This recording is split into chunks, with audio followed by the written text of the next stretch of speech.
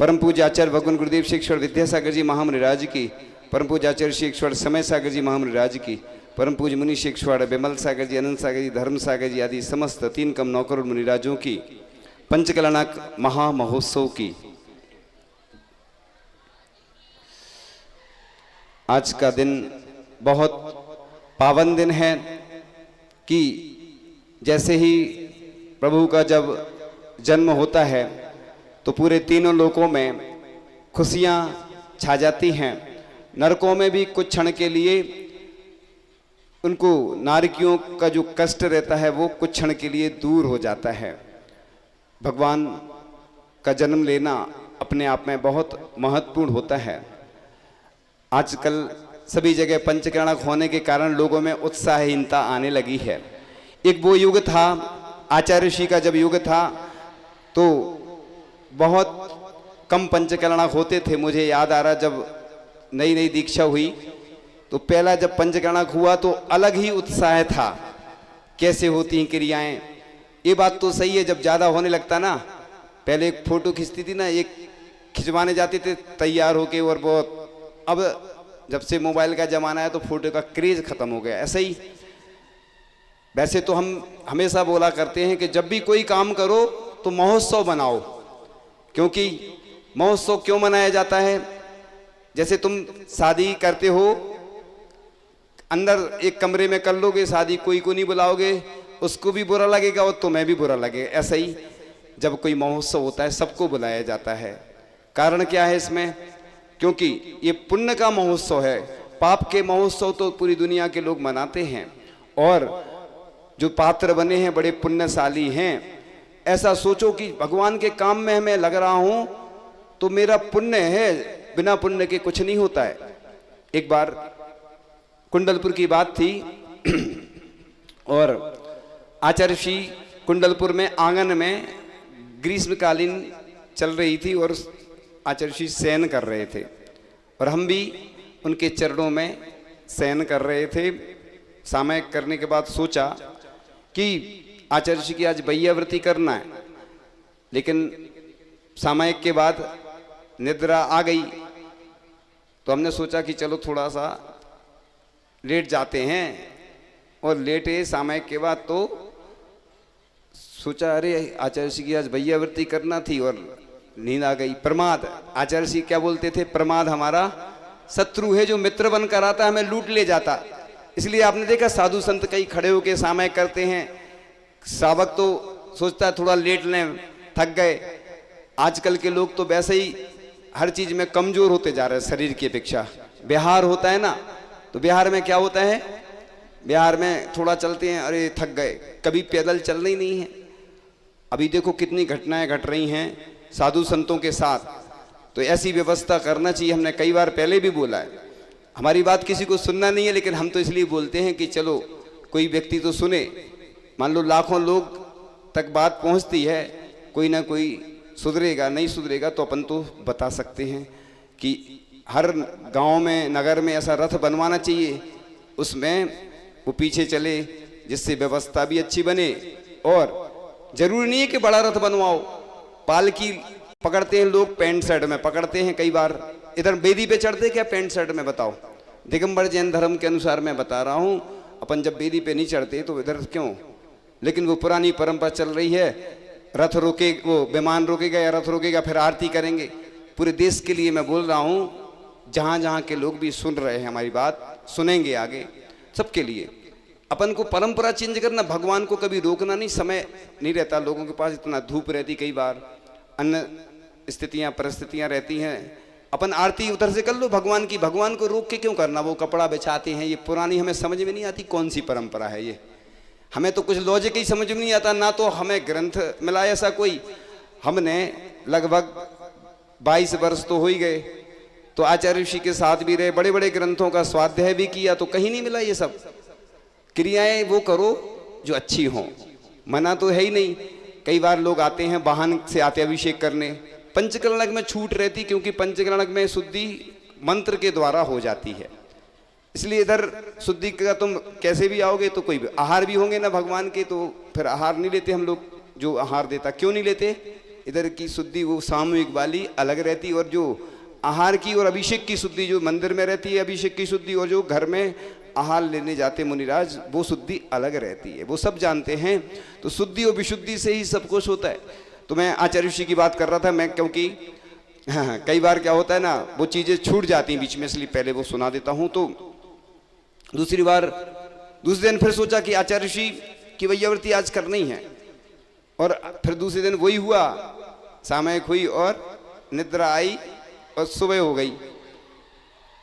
आप लोग सोचते होंगे कि साधु संत के पास कोई अलार्म रहता क्या? अलार्म कुछ नहीं रहता है, बस घड़ी देख लेते हैं रात में, उसमें कुछ थोड़ा थोड़ा दिखता है हल्का सा घड़ी में टाइम, उठते हैं जैसे ही देखी घड़ी अभी तो टाइम है, तो फिर सो जाते। कभी भी नींद नहीं आती है तो कई बार आचार्य ऋषि भी 2-2:30 बजे, कई संत ऐसे हैं जो जब चाहे नींद खुल गई तो सामयिक पे बैठ जाते हैं, माला फेरते हैं, स्तुति पढ़ते हैं।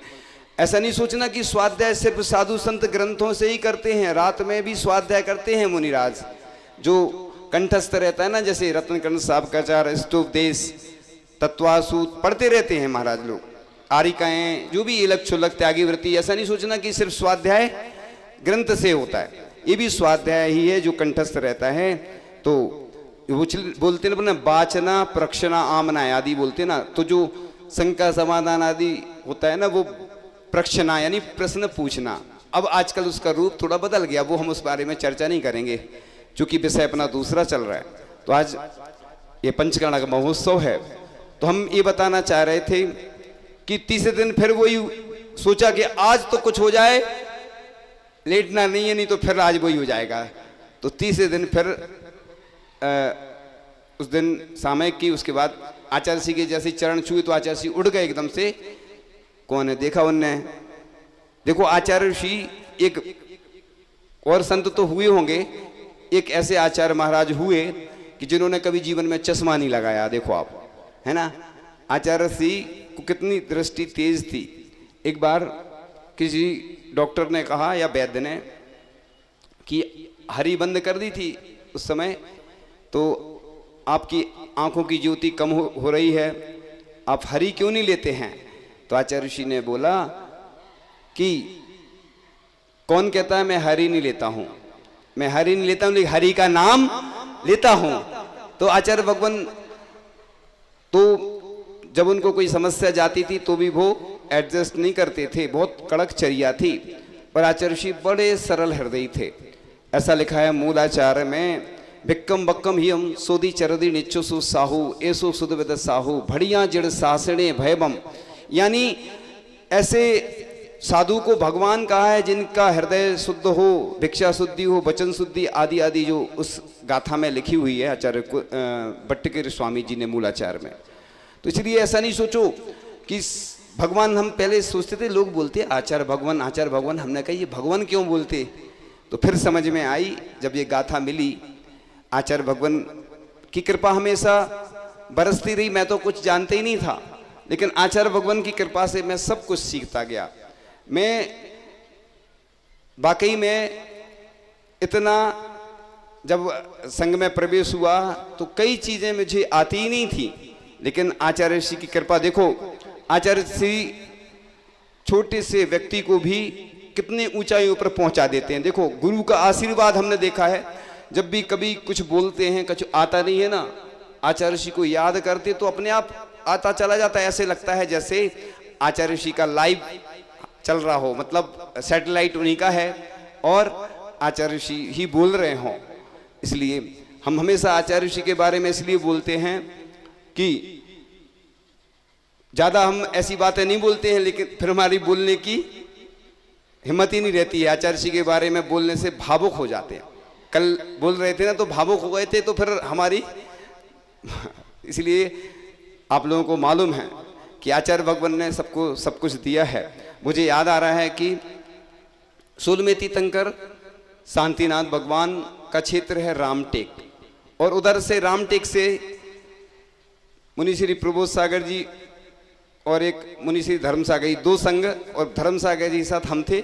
तो ऐसे 4 मुनिराज अलग अलग 2 संघ निकलना था, और आचार्य श्री का अंतराय था एक दिन पहले की बात थी, तो आचार्य श्री हम लोगों को समझा रहे थे कि आप लोगों को बाहर भेज रहे हैं क्योंकि उधर अनुकूलता नहीं बन पाती है। देखो कितने महान आचार्य थे, लेकिन शिष्यों को कितने अच्छे से समझाते हैं। अब हम लोग दुखी थे एकदम से कि अब संघ परिवर्तित होना है, आचार्य श्री से छूट रहे हैं हम लोग, कैसे रहेंगे, क्या होगा। और अंतराय था, तो मुनि श्री प्रसाद सागर जी महाराज बुलाने आए। आचार्य श्री बुला रहे हैं वैयावृत्ति करने के लिए। देखो आप, एक वो प्रसंग है कि उस दिन वैयावृत्ति हमने कर ली, नहीं 2 दिन से नहीं कर पा रहे थे, उस दिन कर ली। और सौभाग्य जब बुलाता है, अपन बोलते हैं ना महासौभाग्य आपको बुला रहा है, तो सौभाग्य था कि आचार्य भगवान बुला रहे हैं स्वयं की वैयावृत्ति करने। देखो आप, आचार्य श्री बुला रहे हैं कि वैयावृत्ति के लिए आचार्य श्री ने बुलाया है। और एक महाराज जी आए, हम लोग चले गए। अब आचार्य श्री वहां पर बैठे हुए थे, चारों महाराज जी हम लोग पहुंच गए। अच्छे से समझा रहे थे, अच्छे से रहना ऐसा। और मुनि श्री विमल सागर महाराज जी को पत्र लिख दिया मुनि श्री प्रसाद सागर जी महाराज ने। आचार्य श्री क्या बोलते हैं मालूम? ऐसा लिख दो, अगवानी अच्छे से करना। देखो आप, इसलिए हम गुरु जी को मतलब हमेशा उनका दृष्टिकोण देखते हैं कि कितने महान आचार्य हैं कि जैसे छोटा व्यक्ति भी हो। और क्या बोल रहे हैं, देखो अगवानी अच्छे से करना। हम लोग दुखी थे ना, जाना है आचार्य जी को छोड़ के, तो वो वैयावृत्ति भी करते जा रहे और अच्छे से पूछ रहे। ऐसे ही गौरझामर में अगवानी हुई हम लोगों ने, जब 6 महाराज जी थे हम लोग, तो आचार्य जी की पंचकर्णक होना था और अगवानी की। और आचार्य जी की जब अगवानी की तो आचार्य जी एक खेत में बैठ गए, 2x2 के पाटे पे 1 इंच ऊंचा पाटा जमीन में रखा हुआ है, बैठे हैं आचार्य जी और हम लोग बैठ गए जमीन में। आचार्य जी बोले पाटा ले लो। यानी दुनिया के सर्वश्रेष्ठ संत ऐसे होते हैं। देखो आचार्य महाराज के आचार्य होके उनको कभी मान सम्मान की भूख नहीं, न नाम की चाह, कि शिष्यों से कह रहे हैं तुम भी पाटा ले लो। मतलब देखो ये कहलाती है लघुता। जो ऊंचाई पे पहुंचते हैं, मुझे परम पूज्य वर्तमान के आचार्य महाराज समय सागर जी महाराज, जिस दिन हमारी दीक्षा हुई, तो उस दिन क्या हुआ, हम लोग दीक्षा होने के बाद मंच से 5 के आसपास बज गए होंगे, टाइम एक्यूरेट थोड़ी याद है हमें, जितने भी बजे हों समय। और पूज्य समय सागर जी महाराज हमारे ज्येष्ठ मुनि महाराज थे उस समय संघ के, और वो तखत पाटे जैसे लगे रहते ना, जैसे सब लगे हुए थे। सब हम लोग नव दीक्षित हैं आज के, आज हमारी दीक्षा हुई है और आज हम लोग प्रतिक्रमण करना है पहला। और पूज्य समय सागर जी महाराज आ गए, हम लोगों ने चौकी रख दी कि महाराज बड़े महाराज हैं अपन से, अब आज अपन तो आज ही दीक्षा हुई अपनी सबकी, तो रख दी, उन्हें अलग करवा दिया। बोले नहीं, सब बराबरी पे बैठेंगे। अब मैं तुलना कर रहा हूं कि मैं कुंडलपुर में था अभी, तो वो शायद निर्यापक थे उस समय, आचार्य पद नहीं मिला था, आचार्य जी ने घोषित कर दिया था, तो पाटा रख दिया, तो उन्हें अलग करवा दिया। बोले नहीं, जमीन में बैठेंगे, क्या करना, खिसक जाएगा। हम समझ गए कि मुझे वह अवसर भी प्राप्त हुआ, चंद्रगिरी की ही बात है। ये मैंने शायद अलग से तो सुनाया होगा, मैंने कुछ नए भी संस्मरण हैं। चंद्रगिरी में मैं साथ में बैठता था उनके, मुझे सौभाग्य मिला चंद्रगिरी में अग्रज महाराज, वरिष्ठ महाराज। और सही बताएं मैं कि आचार्य महाराज तो आचार्य महाराज थे, हम लोग जाते थे तो डर लगता था, लेकिन आचार्य श्री मुझे बहुत वात्सल्य देते थे। मैं एक बार एक लेख लेकर गया, चंद्रगिरी की बात थी। आज मैं बहुत सारे संस्मरण बहुत सुना दे रहा हूं मैं, क्योंकि पंचगणक चल रहा है, लेकिन आपको मालूम है पंचगणक का कैसा है, इसलिए ये महापंचगणक चल रहा है। तो क्या बात कर रहा था मैं, चंद्रगिरी आचार्य जी को एक लेख ले गया पढ़ाने के लिए। आचार्य जी बोले अभी बाद में, क्योंकि मुझे बहुत शौक था आचार्य जी को कुछ ना कुछ नया बताने का, कोई गाय के बारे में कुछ नया आता था तो हम आचार्य जी खूब अच्छे से सुनते थे, हम पढ़ के सुनाते थे और आचार्य जी सुन लेते थे। तो अपन अपना सौभाग्य समझ लेते थे कि चलो इतने महान गुरु अपनी बात सुन रहे हैं, इससे बड़ी और क्या सौभाग्य की बात हो सकती है। तो बस आचार्य जी ने कहा बाद में, हम रखा है कमरे में। फिर आचार्य जी जैसे इरिया पद भक्ति होती है, हम क्या पढ़ा रहे थे वो लाओ, मैं जैसे ही वो लेख लाया और जैसे ही आचार्य जी ने पढ़ा, इतने प्रसन्न इतने खुश कि उनकी अगर उस समय कोई वीडियो बनाता ना तो आप देख के रह जाते, जैसे दुनिया का सबसे बड़ा सुख मिल गया। उसके बारे में हम लेकिन अभी नहीं बताएंगे कौन सा लेख था वो, उसमें सस्पेंस है। कुछ उनकी जो प्रिय वस्तु थी जिसके बारे में उपदेश देते थे वो, है ना, सस्पेंस है, अलग से बता देंगे। कुछ चीज़ें क्या रखनी पड़ती, छोड़ देते हम कुछ। वो ऐसी चीज़ है कि आप प्रतिदिन उसका उपयोग भी करते हैं लेकिन आप घृणा करते हैं उससे। जब आपको मालूम चलेगा कि दुनिया के सबसे बड़े संत ने भी उसका उपदेश दिया है तो आपकी उसके प्रति श्रद्धा हो जाएगी। वो खाने वाली वस्तु थी लेकिन बाद में बताएंगे। तो आचार्य भगवान की बात कर रहे थे। आचार्य श्री समय सागर जी महाराज बहुत सरल सहज हैं और बहुत वात्सल देते थे। कभी कभी तो पूछते थे कि आचार्य जी का विहार कहाँ होगा। हमने सोचा इतने बड़े महाराज और हमसे पूछ रहे, यानी ये सरलता कहलाती, यानी बहुत सरल सहज। मुझे जब बीना बारे में उनका स्वास्थ्य ठीक नहीं था तो भैया व्रती करने आदि का अवसर मिला, साथ में आहार में जाने का, तो बहुत अच्छा लगा कि देखो और महाराजों के साथ जाने में अच्छा तो लगता है लेकिन ये तो महासौभाग्य होता है कि इतने बड़े महाराज जी और वरिष्ठ महाराज जी और उनके साथ जाने का ऐसा अवसर प्राप्त हो। और चंद्रगिरी में जब चतुर्मास चल रहा था सबको मौन दे दिया गया, आचार्य ऋषि ने सबको मौन दिया और बड़ा वात्सल रहा कि आज वो आचार्य महाराज हैं लेकिन उनके अंदर सरलता सहजता इतनी है कि जितना बोलो उतना कम है। तो मैं पहले सुना दूं रामटेक वाला, तारीख जो भी हो वो नोट है सब। तो मैं बिहार किया जैसे ही मुनि श्री धर्म सागर जी और हम आ रहे थे, 2013 चतुर्मास के बाद की बात है। तो बस रास्ते में हिरन जाते हुए दिखे। कौन से भगवान का चिन्ह हिरन? शांतिनाथ भगवान का। और रामटेक का जो क्षेत्र है उसके मूल नायक कौन से भगवान है? शांतिनाथ भगवान।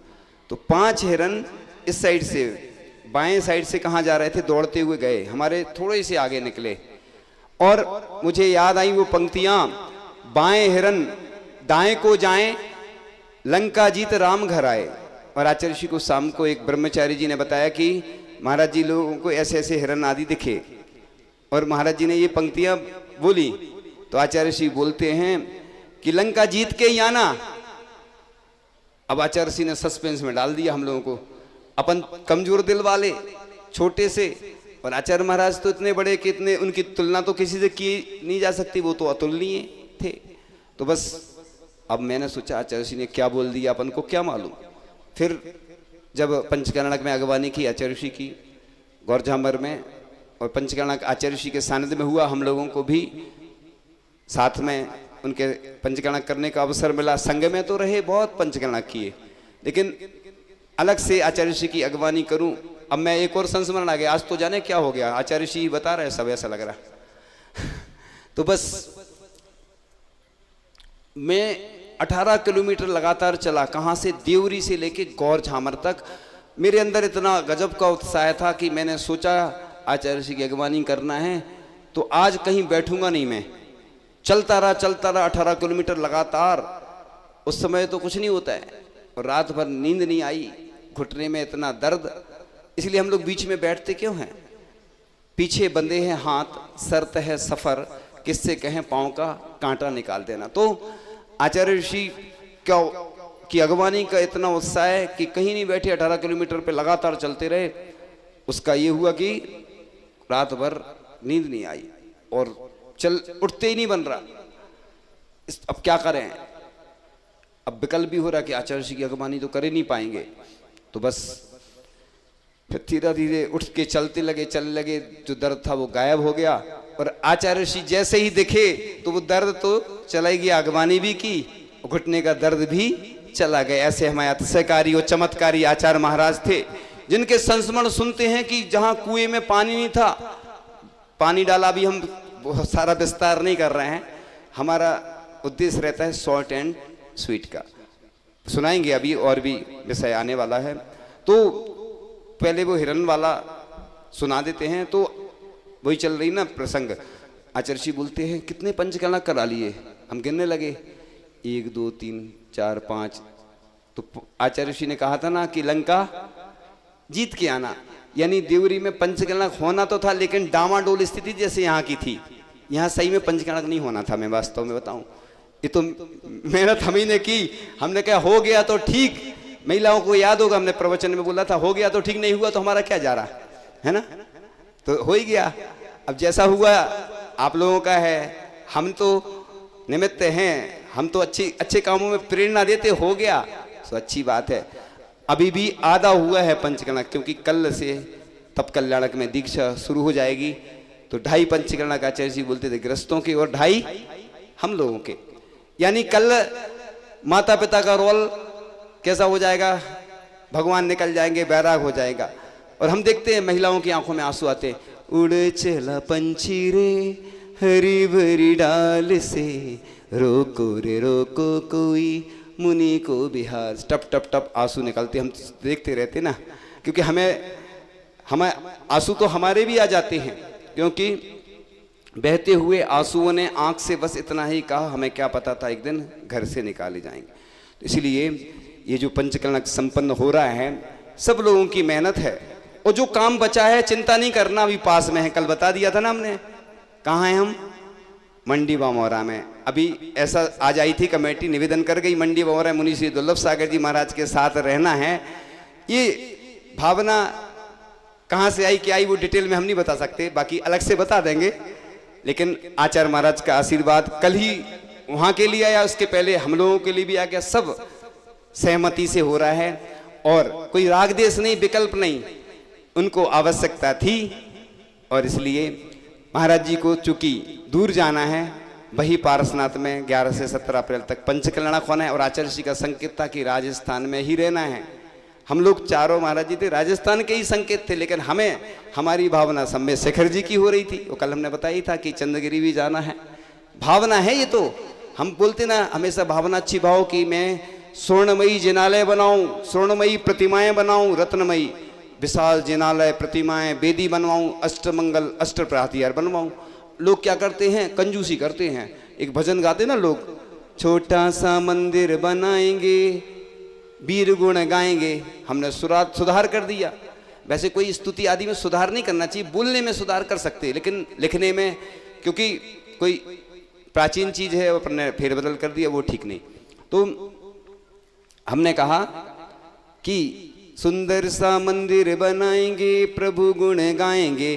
तो थोड़ा सा व्यवस्था देख लो। तो सुंदर सा मंदिर बनाना है।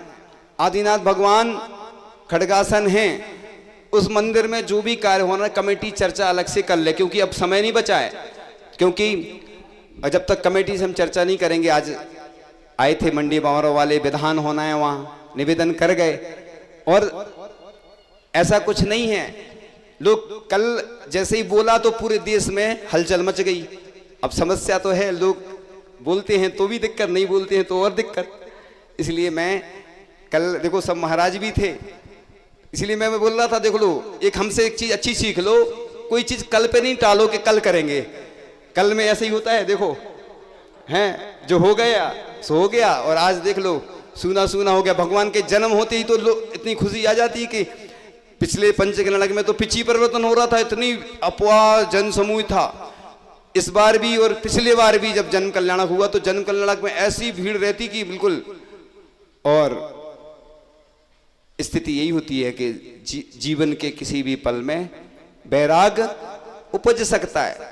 तो भगवान का गर्भ हुआ, फिर जन्म हुआ, फिर तप हुआ, दीक्षा कल्याणक मनाया गया, और सुबह आहारचर्या होती है और समोसन लगता है और मोक्ष हो जाता है। तो ये पंचोत्सव कहलाते हैं, पंचकलनक महोत्सव। इसलिए आप लोग सभी जिन जिन लोगों ने भी सहयोग दिया है ना, इसलिए आज सबको मौका मिल गया। जिनने प्रतिमा विराजमान करी, जिनने मानस्तंभ के लिए स्वीकृति प्रदान की, हम तो कह रहे हैं पंचकलनक में ही शिलान्यास हो जाए मानस्तंभ का, बहुत अच्छा रहेगा। साधु संत जाते फिर मिलते नहीं, हमें भी मालूम कितनी मेहनत करनी पड़ती है। किमला समय रजत वेदी बन चुकी है, काम रह गया, अभी भी कुछ भरोसा नहीं क्या होगा। अभी भी हमें भी नहीं मालूम कि क्या होगा। आप लोग सोचते हैं कि महाराजों को सब मालूम, कुछ नहीं मालूम। हमारे भी गौड़ झामरे में एक पंचकलनक होना था, एक सायगढ़ में निर्धारित था। भोपाल वाले भी अभी आए हैं, तो भोपाल में होना था, लेकिन अभी सस्पेंस में, अभी हम उसकी घोषणा नहीं कर रहे हैं क्या होगा। तो इसलिए साधु संत कितनी दूर चले जाएं, अभी हम पास में हैं। और चिंता नहीं करो, जो हम काम लेते हैं पूरे ही करके जाते हैं। तो अभी वहाँ भी भगवान विराजमान होना है, और यहाँ तो पहले से विराजमान है, लेकिन पुराने भगवान के सानिध्य में ही नवीन प्रतिमाएं, नवीन जो आपने जीर्णोद्धार किया है उसमें अच्छे से विराजमान होंगे उत्साह के साथ। अभी तो प्राण प्रतिष्ठा हो गई है। आचार्य श्री जैसे कुंडलपुर का पंचकर्णा करवा के कहाँ चले गए, आचार्य जी कहाँ चले गए, चले गए। ऐसे ही आचार्य भगवान अगर नहीं करते तो कौन करवाता पंचकर्णा। देखो उनने बड़े बाबा का सपना देखा था, जब 76 में आचार्य श्री आए और देखा छोटा सा मंदिर, उतने बड़े बाबा उनको पसंद आई, बड़े बाबा की प्रतिमा, और वो बड़े बाबा के हो गए। मैं हमेशा प्रवचन में बोलता हूं कि 2 व्यक्तियों को आज बड़े बाबा ने बहुत ऊंचाई पे पहुंचाया। कौन कौन? एक परम पूज्य आचार्य श्री विद्यासागर जी महाराज, जिनके पास कुछ नहीं था। देखो मैंने एक बार और सुनाया था प्रवचन में कि जब वो घर से निकले थे 150 रुपया नहीं थे उनके पास, और आज आचार्य श्री कितनी संपत्ति छोड़ गए हम लोगों के लिए। 15,000 करोड़ से ज्यादा की संपत्ति है, और हमें नहीं मालूम, हिसाब नहीं मालूम, क्योंकि ये तो हम अपनी तरफ से बता रहे हैं। कितने सारे देखो त्यागी व्रती, इतनी मुनि आरिका, एलक क्षुल्लक, प्रतिमाधारी, ये सब आचार्य श्री की कृपा से हैं। देखो कितनी संपत्ति छोड़ गए आचार्य श्री, और पहले 150 रुपये नहीं थे। और संयम का प्रभाव देखो आप कि आचार्य भगवान की साधना तप से पूरा देश महक गया। यहाँ तक कि अभी हमारे पास रिकॉर्ड नहीं है, पहली बार प्रधानमंत्री जी ने भी लगभग 300 अखबारों में, कितनी संख्या थोड़ी आगे पीछे होती क्योंकि एक्यूरेट नहीं मालूम, आई तो थी, हमने नोट की थी लेकिन अभी नहीं है। इतने अखबारों में एक साथ आचार्य श्री के बारे में बोला पहली बार। अभी तक आपने देखा कि सुना हो कि इतने सारे साधु संत कभी समाधि हुई और हुआ तो, लेकिन प्रधानमंत्री जी भी की आंखों में भी आंसू निकल आए। ये होता है आचार्य श्री के दर्शन करने उनको जाना था अचानक उन्हें। देखो ये व्यक्तिगत बात अलग है कि वो क्या हुआ क्या नहीं, उससे स्वार्थ के वशीभूत गए क्या गए वो हम नहीं चर्चा करते, लेकिन आचार्य श्री का पुण्य तो था। जब से आचार्य भगवान गए तो आप देखो पुण्य क्षीण होता जा रहा है, धीरे धीरे कम होता जा रहा है। लेकिन हमारे वर्तमान में जो आचार्य श्री की विरासत को संभाल रहे हैं ऐसे परम पूज्य आचार्य भगवान श्री समय सागर जी महाराज, उनके ही जो लघु भ्राता हैं। वैसे तो पूज्य निरापक मुनि श्री योग सागर जी महाराज उम्र में बड़े हैं, लेकिन दीक्षा इनकी साथ में हुई थी, फिर बाद में मुनि दीक्षा पहले पूज्य समय सागर जी महाराज की हो गई थी। द्रोणगिरी में क्या हुआ था, लोग नहीं थे ज्यादा और आचार्य श्री ने बाई जी जा रही थी तो द्रव्य लिए थी इधर लाओ, उनसे पूछ लिया केसलुंज कब किए थे पूछ लिया, और एलक से मुनि दीक्षा बिना प्रचार प्रसार के आचार्य श्री ने दे दी थी। देखो मतलब आचार्य भगवान कभी प्रचार प्रसार आदि नहीं करते थे, बिहार भी करना कुछ भी करना हम लोगों को तक नहीं बताते थे। तो सुना देते हैं एक दो संस्मरण याद आ गए आज।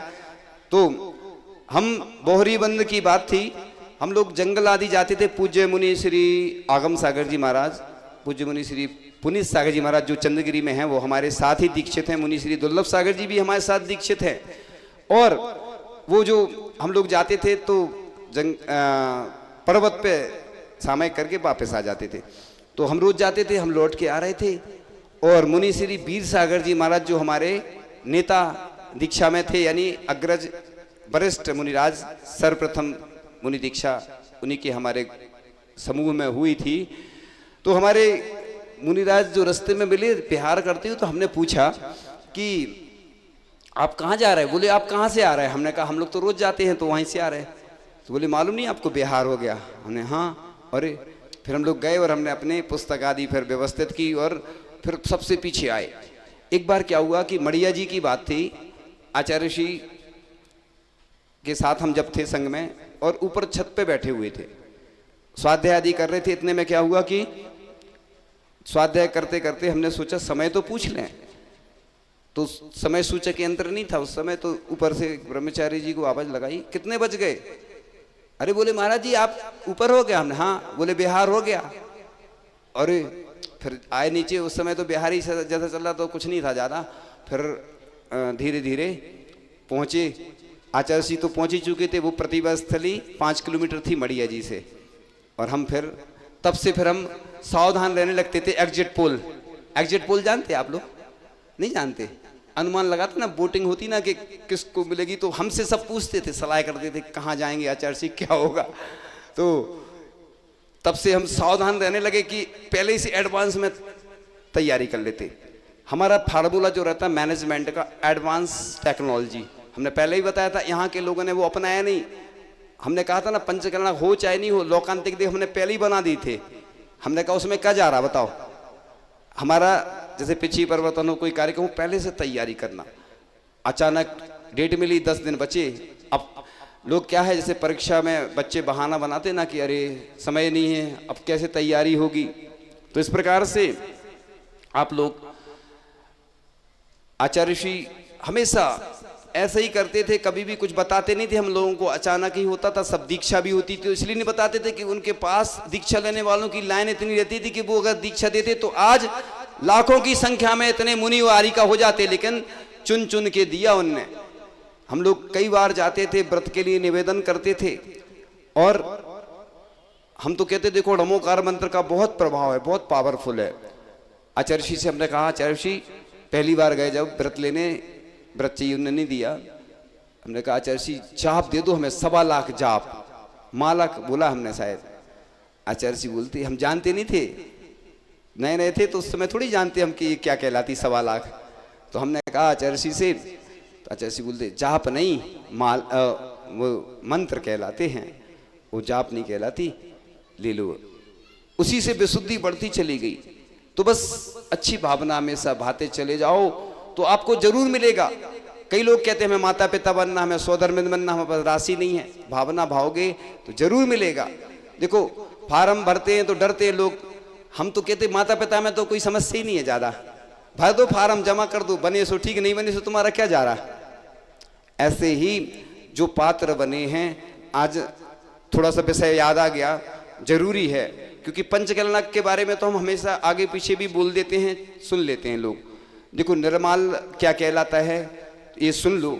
अपन ने जो बोली ली है और अपन ने बोल दिया इतने दिन में देंगे, तो वो निर्माल नहीं कहलाता। लेकिन अगर अपन ने थोड़ा सा भी अगर लेट कर दिया, कई लोग हैं ब्याज सहित देते हैं, इसीलिए 60,000 वर्ष तक मनुष्य के मल में कीड़ा बनता है व्यक्ति। इसलिए अब निर्माल द्रव्य का सेवन बिल्कुल नहीं करना। आज कमेटी की स्थिति क्या है वो हम सबके सामने नहीं बताएंगे, आप समझ जाओ क्या है उनके पास, कुछ समझ जाओ बस इशारे में, हम बता भी नहीं पा रहे, वो बताना भी है। तो वो कहाँ से देंगे बताओ, आप अपने घर से देंगे क्या? पंचकर्णा कितना बड़ा हो रहा है तो आप नहीं जानते कि आपके यहाँ शादी होती तो क्या फ्री में होता है काम। इसीलिए ये महोत्सव हमने किया है, मतलब हमने प्रेरणा दी है।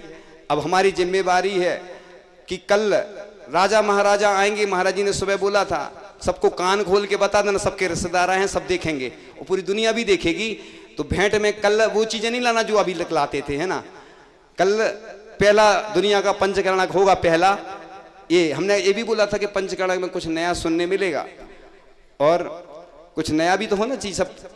सब लोग भेंट में वही लाएंगे, है ना, अपनी अपनी राशि, क्योंकि पात्र तो बन गए, पूरी दुनिया में आपका नाम चल रहा है और सबको मालूम है, सब रिश्तेदार आ गए। लेकिन ये भी होना चाहिए, उधार में नहीं होते पंचकर्णा प्रतिष्ठा, क्योंकि थोड़ी बहुत जो राशि है वो बाद में दे दो, क्योंकि निर्माल वही कहलाता। अपन इधर चावल चढ़ाते ना तो इस थाली से चढ़ाया उस थाली में छूते नहीं है। अरे पहले हम भी जब पूजन करते थे तो कपड़ा से ये सब पहुँचते ना, हम नहीं जानते थे ये सब।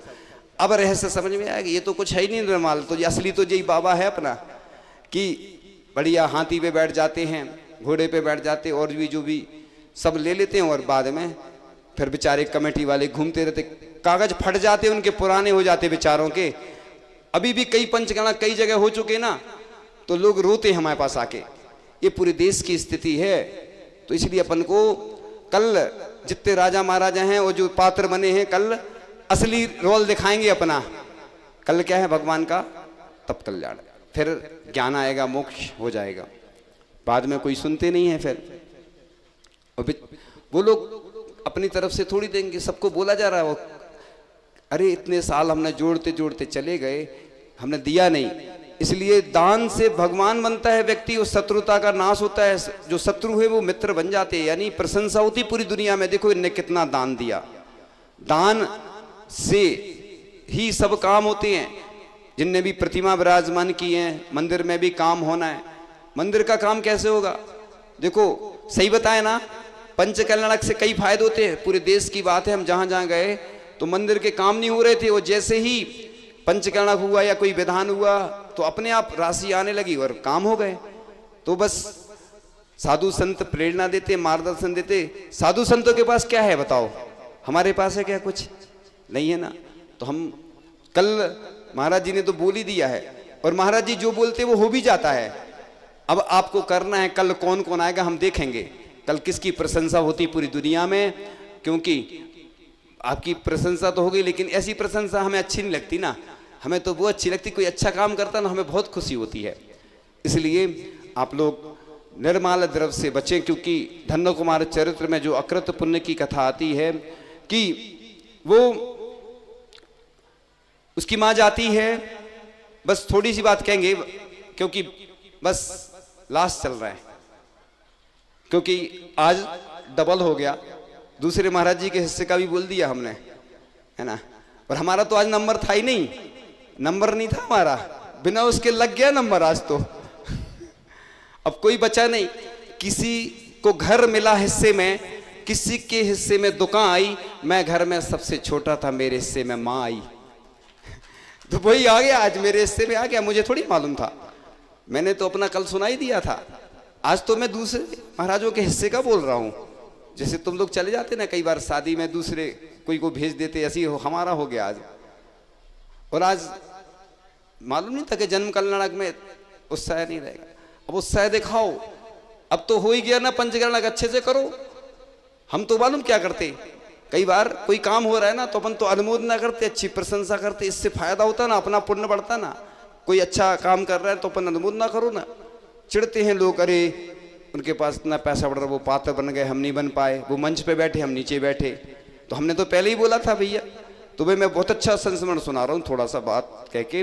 धन्य कुमार चरित्र में अकृत पुण्य की कथा आती है। वो उसकी माँ जाती है और कह के जाती है, बेटा कोई मुनिराज आए तो पड़गाहन कर लेना, मैं कुएं से जल लेने जा रही हूँ। और माँ चली जाती है, बच्चा छोटा था। और महाराज जी आते हुए दिखते हैं तो वो बच्चा कहता है, महाराज जी रुक जाइए, माँ ने खीर बनाई है। वो बच्चा नहीं जानता था कैसे, जैसे राजा श्रेयांश और राजा सोम आदिनाथ भगवान का पड़गान किया था, 6 महीने भगवान को आहार नहीं मिले, कोई जानता ही नहीं था विधि। आज भी स्थितियां ऐसी हैं कि लोग पूरे देश में बस यही कहते चौका लगा रहे हैं महाराज जी के लिए, है ना, है ना। चौका ये गलत धारणा है, महाराज जी के लिए नहीं बनाते आप लोग आहार। एक बार अतुल सागर महाराज जी एक स्थान पर थे, किसी ने बोल दिया महाराज जी आपके लिए बनाया भोजन, बस अंतराय कर दिया। मुनि राज के लिए उद्देश्य हो जाता है, इसलिए अपने लिए भोजन बनाओ। व्रती इसलिए तो तैयार हुए हैं कि मतलब पड़गाहन करो, इसलिए जो व्यवस्था है वो अलग है। अपना शुद्ध भोजन बना के पड़गाहन करना चाहिए। और कोई को पूरे देश के लिए मैं एक बात जरूर कह रहा हूं, ये सुन लो कान खोल के, जहां की कमेटियां हैं पूरे देश की बात जाती है हमारी, देश विदेश में जहां भी सुन रहे हैं लोग, तो सब के लिए एक ही बात है कि कमेटी व्यवस्था नहीं बनाए मुनिराज की। हाँ कोई कमी है, इसी प्रकार से साधु संत की जो वन विहार के लिए व्यवस्था होती है, विहार होता है, जंगल आदि की व्यवस्था होती है, कमेटियां बन जाती हैं। आते नहीं है, सीमित लोग आते, काम करने वाले लोग क्या करते हैं, हर जगह पूरे भारत में जहां जाते हैं पद ले लेते हैं और बस सफेद कपड़ों में दिखेंगे। मैं कोई बुरा नहीं माने, यहाँ के लिए नहीं बोल रहा हूं मैं, मेरे प्रवचन है ना सब जगह जाते हैं, इसलिए मैं सबके लिए बोल रहा हूँ। ये बात तो इंटरनेशनल है। कई लोग हमें बोलते हैं इंटरनेशनल, मैंने कहा मुझे भैया इंटरनेशनल नहीं बोला, मैं तो भारत में ही रहता हूँ, भारतीय हूँ, तुम जहाँ चाहे पहुँचा देते हो। प्रवचन भले ही देश विदेश में सुनते हैं लोग, वो बात अलग है, भक्त तो हैं, लेकिन बात चल रही थी तो अपन को शुद्ध भोजन बना के पड़गान करनी चाहिए। कमेटी, कई लोग क्या बोलते हैं, तुम नहीं लगाओ चौका, ये सरकारी व्यवस्था नहीं है ना, कोई वैसी है कि कमेटी की है, किसी को मना नहीं करना, अंतराय कर्म का बंद होता, तुम अपना करो ना, तुम्हें नहीं है तो नहीं करो। इसलिए दान अपना ही कहलाता है, अपना ही दान करना चाहिए और पड़गान करना चाहिए। ये तो सौभाग्य की बात है। किसी किसी के यहाँ बहुत सारे बार हो जाते हैं, कई बार, किसी का एक बार नहीं होता, तो पुण्य चाहिए। अब इसके बारे में फिर कभी चर्चा करेंगे। ये विषय थोड़ा सा पंचकड़क के बाद 1 मिनट में कह के कि पंचकड़क महोत्सव भगवान बनने की प्रक्रिया के महोत्सव है, शांति का महायज्ञ, प्रतिमाओं का की प्रतिष्ठा का महोत्सव है। तो जो आप लोग अपना घर तो बना लेते हैं, लेकिन भगवान का घर कोई नहीं बनाता। एक बार एक व्यक्ति ने बहुत अच्छी बात बोली थी, महाराज जी मैं किराए के मकान में रह लूंगा लेकिन भगवान का घर जरूर बनाऊंगा। मैंने कहा था उससे कि तुम भगवान का घर बनाओगे तो तुम्हारा घर तो अपने आप बन जाएगा। इसलिए उसको क्या बोलते, मंदिर नहीं बोलते, मंदिर अपन प्रचलन में है जिन ग्रह, क्या बोलते हैं, हाँ शास्त्रों की भाषा में जिन ग्रह। ऐसी अब बातें तो बहुत कर लेते हैं लोग, लेकिन हमारे जो प्राचीन भगवान है 1100 वर्ष प्राचीन हैं। मैंने यही भावना भाई थी और पूरी भी हो गई। मैंने कहा था ना कि मुझे प्रसिद्धि पूरे भगवान की अच्छे से करना है, और जो जो कमियां हैं मैंने तो कॉन्ट्रैक्ट ले लिया है, मैं तो ब्रांड एम्बेसडर हूं आदिनाथ भगवान का। और चिंता नहीं करो, भगवान बहुत चमत्कारी अत्सकारी है, मैंने तो देख लिया, महसूस कर लिया। 2 चीजें मुझे बहुत पॉजिटिव लगी, एक तो आचार्य ऋषि के चरण, इसलिए मैंने कहा था ना हर घर में होना चाहिए चरण। आप लोग कमेटी से मिलके सब जहां से जो लगाए ना बुकिंग कर दो, बिल्कुल आपके घर में पहुंच जाएंगे चरण। आचार्य ऋषि के बहुत एनर्जी वाले हैं, वो वाले तो मंदिर में विराजमान होंगे, लेकिन जो स्मृति चिन्ह इधर नहीं है अभी व्यवस्था उसकी, लेकिन इधर के कई घरों में तो पहुंच गए। जिन जिन घरों में नहीं पहुंची बहुत, क्योंकि आचार्य ऋषि अपने आप में अत्सकारी थे तो उनके चरण क्यों नहीं होंगे। तो आप उन चरणों को घर में रखेंगे तो आपकी जो जैसे मंगल कलश रखते हैं ऐसे ही चरण आचार्य ऋषि के रखेंगे तो आप देखेंगे कि वो एनर्जी आएगी। क्योंकि पूज्य पुरुषों के चरण भी आचरण के प्रतीक होते हैं। इसलिए अब अपन इस विषय को अभी एक पार्ट में आगे करेंगे। तो इस प्रकार से जब तक गुरुवर नहीं मिले थे खाली था मन का मंदिर, अब तो मन में वही बसे हैं कुछ चिंता न रही फिकर। है अनगिन उपकार गुरु के हमें दिखाई मोक्ष डगर, ना जाने अपना क्या होता जो ना मिलते गुरु अगर। तो ऐसे आचार्य भगवान की कृपा हमारे ऊपर हमेशा बरसती रहे। तो कहते हैं कि आचार्य ऋषि की कृपा को दुनिया तरसती है, और पुण्यशाली होते हैं जिनके ऊपर आचार्य ऋषि की कृपा बरसती है। आचार्य भगवान आज हमारे बीच में नहीं हैं, और वर्तमान में जो आचार्य हैं हम सब का कर्तव्य है कि सब बातें छोड़ करके बस उनके प्रति समर्पित हो जाएं, क्योंकि उनका ही पद उनको मिला है। और हमारी तो उनके प्रति बहुत श्रद्धा आस्था पहले भी थी और आज भी है, और अपनी आस्था को जागृत बनाए रखें, क्योंकि दीपक जलता है उसमें घी डालते जाते। ऐसे ही आचार्य ऋषि भले ही 77 वर्ष की उम्र में चले गए, लेकिन वर्तमान में हमारे आचार्य महाराज हैं और उनका ही आशीर्वाद आया। चल रही थी बात कई दिनों से, फिर कल फाइनल हो पाई है ना हमारी, तो इसलिए आपको कल बता दिया था, आज भी बता दिया। इसलिए लोग विकल्प नहीं करें, देखो जो होता है अच्छे के लिए होता है, इसमें कोई विकल्प की बात नहीं है। सहजता से हो रहा, मेरी भावना सम्मेद जी की थी, चंपापुर पावापुर भी जाना था, मैं नहीं जा पाया, अभी मैं सुना नहीं रहा हूँ, वो आगे बताऊंगा। तो सम्मेद जी जाने की भावना है, अब वो कब पूरी होगी, अभी कोई जल्दी नहीं है कि अभी जाना है, भावना अपनी पहुंच गई है, धीरे धीरे पूर्ण होगी, अनुकूलता के अनुसार जाएंगे। और हम तो कहते हैं साधुओं का जो विहार करवाओ ना, तो पुण्यार्जक बनना चाहिए। ये पूरे देश के लोगों को हमारी बात पहुंचा देना कि पुण्यार्जक बनो, 3 दिन के 4 दिन के अपने साथ में चलो, बिहार भी कराओ और सब व्यवस्था करो, फिर दूसरे लोग चेंज हो जाएं। ऐसे ही बिहार में 1-2 किलोमीटर चले लोग, फिर चेंज हो जाएं। ये व्यवस्था आप अपनाओगे, साधु संतों के अच्छे से बिहार होंगे, और पंचम काल के अंत तक हमारी जैन धर्म की संस्कृति सुरक्षित रहेगी। क्योंकि आज लोगों में बस प्रदर्शन का जमाना है, लोगों को जब जहां भीड़ होती है तो वहां परेशान करते हैं लोगों, जब शांति होती तो कोई नहीं आएगा। अब तो बस 2 ही सूत्र बचे, एक शांति एक क्रांति। हम लोग दोपहर में बैठे रहते, कोई नहीं आता, बिल्कुल शांति रहती, हम लोगों को बहुत अच्छा लगता, स्वर्ग जैसा लगता है। और जब भीड़ आती है तो क्रांति आ जाती है, तो हम लोगों को ऐसे आहार में, बिहार में, कार्यक्रम में ऐसे लगता कि घबराहट सी होने लगती। लेकिन समता दोनों में रखना है। इसलिए आप जब साधु संतों के पास आए, अपन को चर्चा करना है तो शांति से आए, शांति से आहार दें, शांति से कार्यक्रम में सम्मिलित हों। जब फेरी होती है लोग भीड़ मचाएंगे, अव्यवस्था करेंगे, ऐसी दीक्षा आदि होती है और भी क्रियाएं होती ना, तो लोगों की आदत है कि भीड़ में ही आनंद आता है, क्योंकि लोग देख रहे हैं तो अच्छा लगता है। और मैं तो कहता हूँ जब कोई नहीं देख रहा है जब ज़्यादा आनंद आता है, जब कोई देख रहा हो ना तो भीड़ में अभी पिछी परिवर्तन होता है। बस 1 मिनट की बात मैं एक्स्ट्रा ले रहा हूँ, आज चूंकि बात कहने का अवसर मिला है तो इसलिए मैं कह देता हूं। पिछी परिवर्तन में पूजन हो रही थी आचार्य ऋषि की, अब व्यवस्था थी साइड में, फिर उन्होंने सामने कर दी। अब महाराज जी दिख नहीं रहे, तो ऐसा कोई नियम नहीं है पूजन सामने ही करो। वो तो भगवान क्या है ऐसी इसलिए रखते कि ऊपर कोई वेदी है, ऊपर भगवान रखे या नीचे रखे ना तो पैर नहीं पड़े, इसलिए बीच में टेबल रख देते हैं। तो आप ये ध्यान रखा करो, कोई दर्शन कर रहा है, ऐसे लोग क्या करते शास्त्र अर्पण करेंगे, सब करेंगे, बिल्कुल धक्का मुक्की भीड़, तो ये नहीं किया करें आप लोग।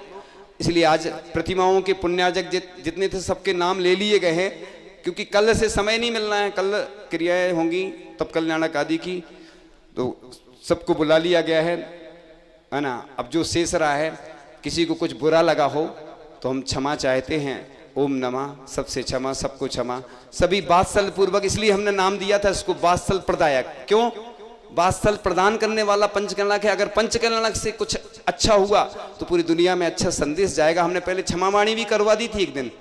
क्षमावाणी अकेली का वर्ष में एक बार होती है, जब चाहे मना लो क्षमावाणी, कोई नियम नहीं है, ये तो ढर्रे में चल रहा है। कहीं शास्त्रों में लिखा है क्षमावाणी का? हमने तो इतने शास्त्र पढ़ लिए, आज तक नहीं मिली क्षमावाणी कहीं। क्षमावाणी शास्त्रों में नहीं लिखी, ये तो अपन परंपरा से चला रहे, तो अच्छी बात है। तो रोज मनाओ ना क्षमावाणी, 15 दिन में मनाओ, सप्ताह में, महीने में, 3 महीने में, 6 महीने में मनाओ, साल भर में क्षमावाणी कभी भी मना सकते हैं। इसलिए हमारा जो कार्य था हमने पूर्ण कर दिया। पंचकल्याणक आधा तो हो चुका है, आधा बचा है, तो बस आप लोग अच्छे से मांगलिक क्रियाएं करें, निर्माल्य के दोष से बचें।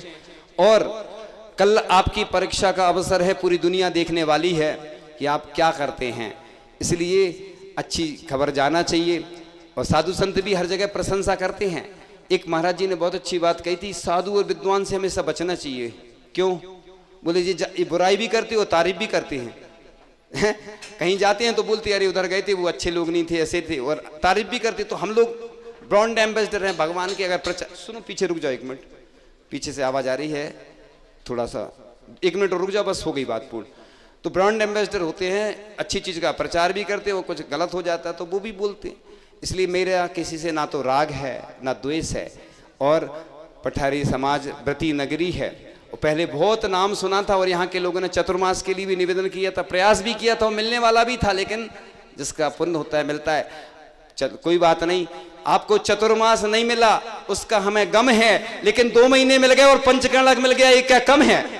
पहली बार हो रहा है, कितना ऐसा अवसर, दुनिया का सबसे बड़ा महोत्सव संपन्न आपने किया है।